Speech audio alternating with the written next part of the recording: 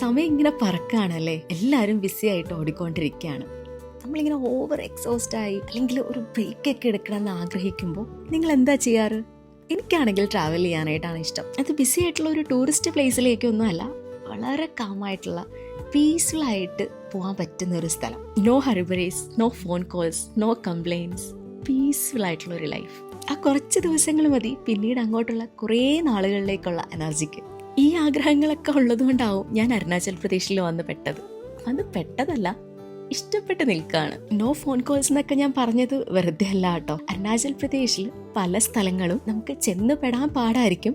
അതുപോലെ തന്നെ അവിടെ എത്തിക്കഴിഞ്ഞു കഴിഞ്ഞാൽ നെറ്റ്വർക്കോ ചിലപ്പോൾ പവർ സപ്ലൈ പോലും കാണൂല. നമുക്ക് ഫോൺ കോൾസ് ഇല്ല, ഇന്റർനെറ്റ് ഇല്ല, പിന്നെ ലിമിറ്റഡ് ആയിട്ടുള്ള ജനറേറ്റർ വഴിയുള്ള പവർ സപ്ലൈ മാത്രമേ കാണുള്ളൂ.